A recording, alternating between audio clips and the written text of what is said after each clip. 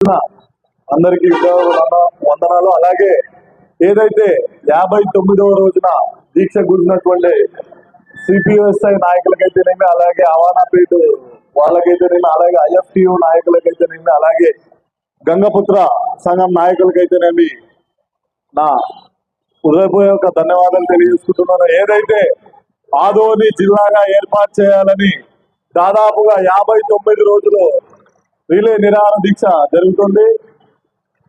అందులో భాగంగా కలెక్టరేట్ ముట్టడులు అయితేనేమి, ఎమ్మెల్సీల ముట్టడులు అయితేనేమి, 5 నియోజకవర్గాల ఎమ్మెల్యేలకి వినతి పత్రాలు అయితేనేమి, అలాగే యావత్ ప్రజానికానికి ఆదోని జిల్లాగా ఎందుకు కావాలనే విషయం క్లుప్తంగా చాలా రోజుల నుంచి వివరించడం జరుగుతుంది. అయినప్పటికీ ఈ ప్రభుత్వానికి, కేంద్ర రాష్ట్ర ప్రభుత్వాలకి ఆదోని జిల్లా ఊసే వాళ్లకు తట్టడం లేదు. దయచేసి కేంద్ర రాష్ట్ర ప్రభుత్వాలకి మేము ఒక్కటే తెలియజేస్తున్నాము, ఆదోని వ్యక్తులు ఎంత శాంతంగా ఉన్నారో అంత వైబ్రేషన్ గా కూడా ఉన్నారు. దయచేసి మీకు ఒక్కటే తెలియజేస్తున్నాము, వీలైనంత తొందరగా ఆదోని జిల్లాగా ప్రకటించండి. లేకపోతే ఆదోని ప్రజల వ్యతిరేకత మీరు తట్టుకోలేరు. ఖచ్చితంగా రాబోయే కౌన్సిలర్ ఎలక్షన్స్ ని కూడా మేము తీవ్రంగా ఖండిస్తూ ఎలక్షన్స్ ని బైకాట్ చేస్తాం. కంపల్సరీగా ప్రతి ఒక్క నియోజకవర్గంలో ఎలక్షన్స్ ని నిర్వహించడం మేము ఆపేస్తాము.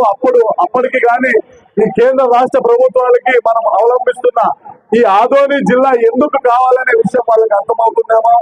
చాలా చులకనగా సీఎం గారు అయితేనేమి, డిప్యూటీ సీఎం గారు అయితేనేమి, మిగతా ఏదైతే మంత్రులు ఆదోని జిల్లా కావాలనే ఊసు మాకు ఇప్పటి వరకు వినబడలేదనే విధంగా మాట్లాడడం జరుగుతుంది.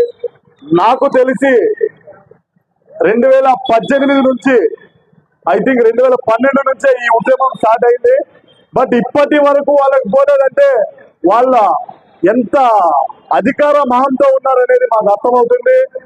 అలాంటి వాళ్ళు ప్రజల కష్టాలు ఎలా తెలుసుకుంటారు? ఇప్పుడు ఆదోని జిల్లా కావాలని యావత్ ప్రజానికం కోరుకుంటే మాకు అసలు ఈ రోజు వరకు తెలియలేదని చెప్తున్నారు.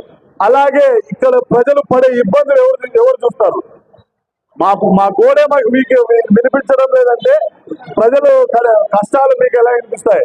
దయచేసి ఖచ్చితంగా ఆదోని జిల్లాగా ఏర్పాటు చేసేంత వరకు అడుగులో అడుగు కలుపుతూ, భుజంలో భుజం కలుపుతూ ఖచ్చితంగా యావత్ ప్రజానికాన్ని ముందుకు తీసుకొచ్చి ఉద్యమాలకు శ్రీకారం చుడుతూ, కేంద్ర రాష్ట్ర ప్రభుత్వాలు గద్దె దించే విధంగా ఉద్యమాలకు శ్రీకారం చుడుతూ ఖచ్చితంగా ఆదోని జిల్లా సాధించేంత వరకు ప్రాణ త్యాగానికైనా వెనుకాడబోమని